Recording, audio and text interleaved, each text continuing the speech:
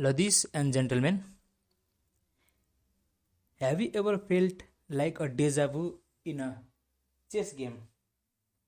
You know, sometimes you play a game and you feel like, have I played this kind of opening or have I played this game before? So, it is all about today's episode. I played two games of chess. Not two games, I played many games, but among which there were two particular games where the result were same, most of the move were same, and it felt like a deja vu. And I would like to share you the same. So if you are new to the channel, please like, comment, and subscribe, and let me know in the comment down below if you like my video or not. So let's start with game number 1.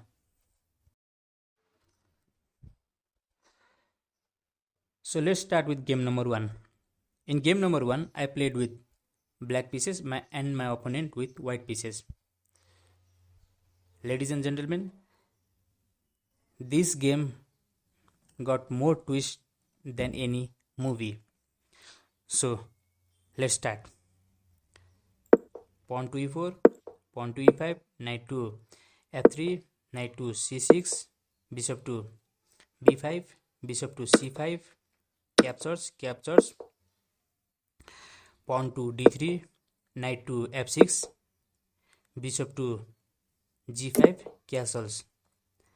And in this position, everything is fine. Here, I should have moved my bishop. So I should have moved my bishop like this or like this. But instead, what I do is move my knight. Typical beginners move. In the next move, I lose my queen. And again, I got a chance to redeem myself, but by forking queen and a rook. Here, my opponent should have simply moved his queen anywhere else. But what does he do? He moves his king. Typical beginner move. And again, I should have captured the queen. But what I do? I get excited and captures the rook. Typical beginner move. So, after few moves, few captures,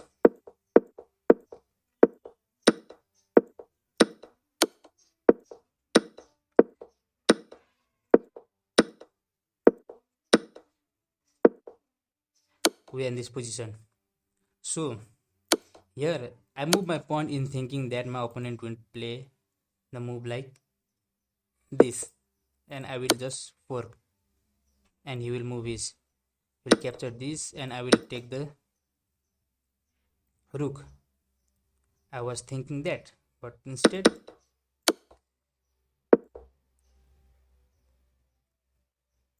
my opponent captures, because in my brain I never thought that king can capture the pawn. So typical beginner move. And again, here after a few moves, I lose my bishop. Can't take the bishop because here my opponent is in advantages. And mind it, my opponent king queen is in h1 and it will be here for some time. So after this, after a few moves, slowly advancing my pawn. Here the great move. After this, I should have captured the rook, because after takes, here my opponent should have moved king anywhere else, and in the next move I captures the queen. So I was in total advantage, but instead I move my pawn here because it was a mouse slip. After this, here.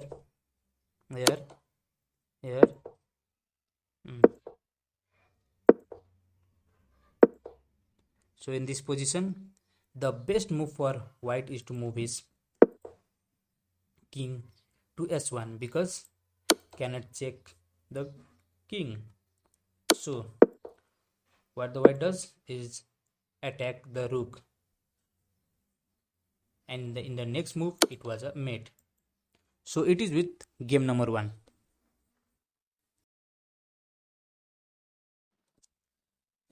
So let's start with game number 2. In game number 2, I play with white pieces and my opponent with black pieces. So this game holds a similar line of moves and has the same result as game number 1. So let's start. Pawn to e4, pawn to d6, knight to c3, knight to f6, pawn to d4, pawn to g6, knight to f3. So here white has a clear advantage as he have more control on the center and his all pieces are developed. So as I said, this game has similar taste and similar move as game number 1. So let's start. So here computer doesn't want me to move my pawn. He want my bishop to a2 because after he want to exchange the pieces like this. I don't know why, but anyway, after this takes, and here black would have simply, or I could have simply exchange the queen, but what I do was captures the knight, and as in game number 1, in the next move I lose my queen. So it is the exact same thing happened in the game number 1. So after this capture back, and after a few moves later exchanging other pieces. And here after a few moves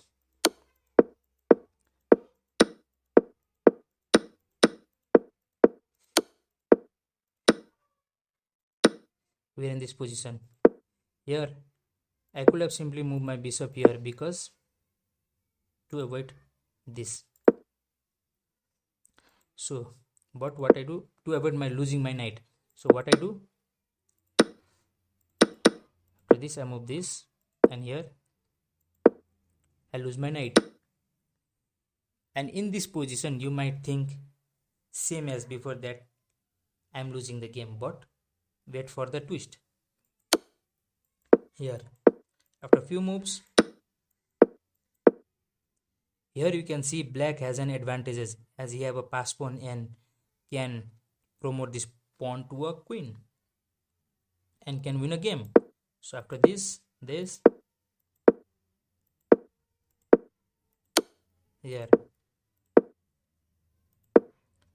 ladies and gentlemen, this is the most crucial move. Why? In this position black would have simply captured the pawn, and after this black would have won the game. But what does black do? He ignores it and make a queen. And you might think, why queen? His clear advantage, because if white moves any other move, then it's a checkmate. Obviously if you are a beginner you might think like this, the same way as I explained. So after promoting it to the queen, check, queen to s5, and in the next move it's a checkmate. So ladies and gentlemen, there is a no use of two queens. So I would like to ask politely to the beginners like me, please look into the board before moving your pieces. So that is with the game number 2. Thank you. So it is with this episode. Hope you liked the video, and I will see you in the next one. Thank you.